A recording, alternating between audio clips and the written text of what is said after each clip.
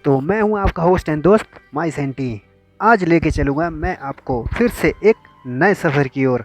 आज हम जा रहे हैं गाड़ा गुशैनी के लास्ट गांव, जिसका नाम है ग्राम पंचायत गशीणी।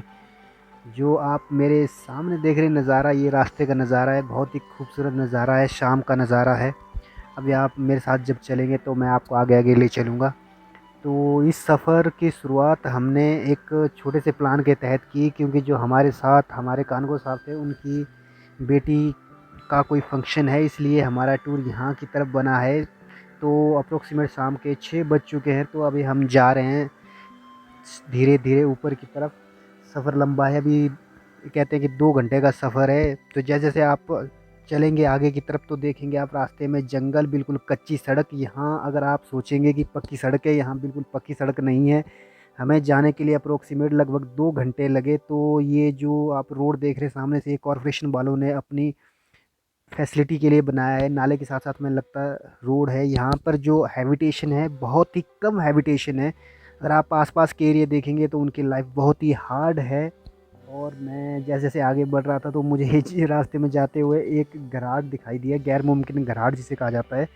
तो ये पुराने समय में यहाँ रनिंग वाटर के थ्रू चलता था, क्योंकि लोगों को अनाज पीसने में दिक्कत होती थी। तो इन्होंने पानी से चलने वाले घराट ईजाद किए और उसी से अनाज को पीसने का कार्य किया जाता है। यहाँ पानी बरसात में ऑलमोस्ट, मैं कह सकता हूँ कि 12 महीने ऑलमोस्ट पानी अवेलेबल रहता है। तो घराट चलाने में कोई दिक्कत नहीं होती है। दूर दूर से लोग घराट चलाने के लिए यहाँ आते हैं। अपना जो भी अनाज है वो यहाँ से पिसवा के ले जाते हैं, क्योंकि यहाँ का जो पानी है अप्रोक्सीमेट बर्फ़ से आता है। तो हर वक्त पानी की यहाँ कमी नहीं रहती है। अभी मैं आपको थोड़ा सा आगे की तरफ ले चलता हूँ, चलिए मेरे साथ। रास्ता थोड़ा सा ख़राब है, बट चलने लायक था। जैसे जैसे आप ऊपर की तरफ चढ़ेंगे तो मुझे तो थोड़ा सा डर लग रहा था, क्योंकि रास्ता थोड़ा सा टफ था, टफ ट्रेन वाला रास्ता था। हमारे साथ हमारे कानगो जी हैं, काफ़ी मुस्तैदी से आगे बढ़ रहे थे, लेकिन मुझे चलने में थोड़ी सी दिक्कत हो रही थी, क्योंकि मैं फ़र्स्ट टाइम इतनी हाइट की तरफ चढ़ रहा था। तो दिक्कत तो होना लाजमी ही था। आइए मैं आपको थोड़ा आगे की तरफ ले चलता हूँ, चलिए मेरे साथ।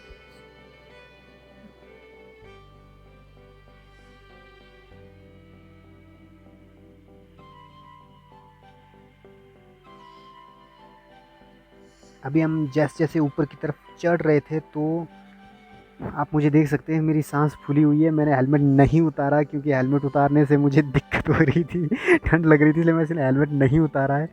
तो आइए दोस्तों, अब मैं थोड़ा सा आपको ऊपर की तरफ ले चलता हूँ। यहाँ थोड़ा सा मुझे एक घर दिखाई दिया, जहाँ पे जो पूरा लकड़ी से ऑलमोस्ट बना था, क्योंकि यहाँ सर्दियों में दिन निकालना बहुत मुश्किल होते हैं। तो यहाँ पूरे के पूरे घर लकड़ी से बनाए जाते हैं। यहाँ पर जो आप बाहर का नज़ारा देखेंगे तो वो पूरा देवदार वाला है। और यहाँ पे लकड़ी और दूसरे पत्थर का इंतज़ाम करना थोड़ा टफ है। और यहाँ सीमेंट अगर और रेत का अगर आप सोचेंगे तो उसको तो भूल ही जाइए कि इतनी दूर तक कौन ढुलाई करके लाएगा। इसलिए मोस्टली घर यहाँ लकड़ी के बने होते हैं, ताकि सर्दियों में भी वहाँ हीट से, ठंड से बचा जा सके। आइए मैं आपको थोड़ा सा ऊपर गांव की ओर ले चलता हूँ। अभी आप ये जो देख रहे हैं मेरे सामने, ये लकड़ी से पूरा भरा हुआ है और घास के लिए इकट्ठा रखा हुआ है। फाइनली हम गांव में पहुंच चुके हैं। इस गांव का नाम है ग्राम पंचायत गशीणी। थक गया हूँ मैं पूरे हाल से, हमारे कानून सभी आगे आगे चल रहे थे। तो शाम का वक्त है ऑलमोस्ट, और अप्रोक्सीमेट 2.5 घंटे से हम चल रहे हैं, तो थक गए हैं बुरे हाल से। तो अभी रेस्ट करेंगे, तो कल हम पूरा गांव आपको घुमाएंगे। तो अभी चलिए, एक फिर एक नई सुबह के साथ हम पहुंच चुके हैं गांव की सैर की तरफ। अभी मैं आपको सुबह का नज़ारा दिखा रहा हूँ। अप्रोक्सीमेट 7 बज रहे हैं अभी। जो आप आसपास का नज़ारा देख रहे हैं, बहुत ही सुंदर नज़ारा है। आसपास बर्फ़ गिरी हुई थी, और जो यहाँ के जो खेत खलियान है, देखने में बहुत ही सुंदर लग रहे थे। इतनी हाइट पे इतनी पॉपुलेशन का होना बहुत ही अमेजिंग बात है मेरे लिए। तो मैं जैसे आपको ये दिखा रहा हूँ, ये देखो घास के बने हुए हैं, स्पेशली इन्होंने घास के लिए रखे हुए हैं। घास को सुखाया जाता है ताकि सर्दियों में कोई भी दिक्कत ना हो। साथ में लकड़ियाँ रखी होती है। अगर बर्फ़ कम से कम 6 से 7 फुट भी गिर जाए तब भी इनको कोई दिक्कत नहीं आती है। बहुत सारे घर इकट्ठा इकट्ठा बनाए जाते हैं, ताकि लोगों को इधर भटकने की ज़रूरत ना पड़े। जब मैं आपको यहाँ का साइड का नज़ारा देखूँगा तो मुझे सामने राघवपुर टॉप के साथ बर्फ़ दिखाई दी। अमेजिंग! मई महीने में बर्फ़, आप सोच भी नहीं सकते। मई महीने में बर्फ़ देख के मैं तो बड़ा हैरान हो गया था। अभी आपको मैं और दिखाऊंगा। अभी हम बर्फ़ में भी चलेंगे तो आपको उसके बारे में बताऊंगा। अभी मैं आपको ये जो दिखा रहा हूँ, ये हथकरघा है, जो यहाँ पुराने समय में यहाँ के लोग अपने ऊनी वस्त्र काटने के लिए यूज़ करते थे मोस्टली। जब मैंने यहाँ इस हथकरघे को देखा तो मैंने यहाँ की एक लेडीज़ को बुलाया और उन्हें कहा कि आप किस तरह से इसे ऑपरेट करते हैं, तो मुझे ऑपरेट करके दिखाएं।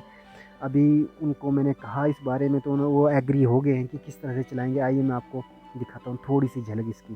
ये जो आप देख रहे हैं ना, ये पैरों से चलता है, क्योंकि पैरों से धागे की बुनाई का सिस्टम किया जाता है। ये लेडीज़ एग्री हो गई थी। मैंने इन्हें कहा कि किस तरह से चलता है, तो आप थोड़ा सा डेमो करके दिखाएं। आइए आप भी थोड़ा सा देख लीजिए इसको। अब जब आप ये देख रहे हैं ना, इसमें धागे को भर के इस तरफ से निकाला जाता है और उसके बाद जो ये आगे जो प्लेन जैसा लगा हुआ है, इससे पीछे की तरफ किया जाता है, ताकि कपड़ा जो है उसकी फिटिंग प्रॉपर बन सके। जो धागे क्रॉस वाइज चलते हैं वो इक्वल हो जाएं। ये पुराने समय का है, तो यहाँ के जो खड्डी में जो भी बुनती होती थी इसी के थ्रू की जाती थी। आज भी इन्होंने ये ट्रेडिशन चला के रखा हुआ है। काफ़ी अच्छा लगता है देखने में। ऐसे गांव में बहुत कम मिलता है, लेकिन ये गांव बहुत ही दूर है तो मिल जाता है। अभी जब मैं गांव के बीचों बीच से होके जा रहा था तो हर घर लकड़ी से बने हुए थे और स्लेट नीचे थे, जो पता नहीं कहाँ से लाए, लेकिन बहुत मेहनत करके लाए। अभी मैं आपके गांव के बीच से होके जा रहा था तो मुझे लकड़ियों से भरे हुए घर और घरों की जो नीचे वाली मंजिल थी उसमें पशु इन्होंने रखे होते थे, क्योंकि आदमी और पशुओं को इकट्ठा ही रखते हैं। अपर मंजिल में खुद रहते हैं और नीचे वाली मंजिल में ये पशुओं को रखते हैं। आइए मैं अब आपको थोड़ा सा और नज़ारा दिखाता हूँ। मैं इस वक्त आई थिंक तीसरी मंजिल पे हूँ, बहुत ही हाइट पे हूँ इस वक्त। तो घर ऊंचा रखा जाता है ताकि बर्फ़ के सीज़न में आने जाने में कोई दिक्कत ना हो। ये आसपास का जो भी माहौल होता है बहुत ही सुंदर माहौल होता है। आइए मैं अब आपको थोड़ा सा और नज़ारे दिखाता हूँ। ये जो सामने देख रहे हैं ये देवदार का जंगल है और इस वक्त हम लगभग 10,000 फुट की ऊंचाई पर हैं। तो बर्फ़ भी सामने दिख रही है। मई महीने में बर्फ़ देखना एक अमेजिंग बात है। तो आइए थोड़ा सा मैं आपको और दिखाता हूँ नज़ारे यहाँ के। चलिए मेरे साथ।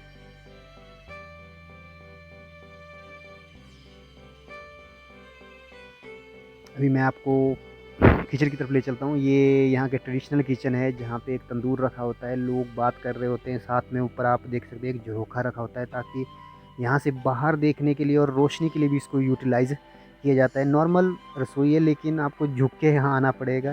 मैं इस गांव में आया था तो यहाँ एक फंक्शन का आयोजन हो रहा था। मैं कानगो के साहब के साथ आया था, तो उन्होंने क्या किया था, उनकी बेटी पंच मेंबर चुनी गई है, तो उन्होंने एक छोटा सा फंक्शन घर में रखा हुआ था। तो इसी फंक्शन को अरेंज करने के लिए गांव वाले पूरी मदद कर रहे हैं। आसपास का जो नज़ारा है खूबसूरत है। अभी सुबह के 7 से 8 बज रहे हैं, तो अभी तैयारी चल रही है। शायद दूसरे पार्ट में आपको ले चलूँगा राघवपुर टॉप की तरफ।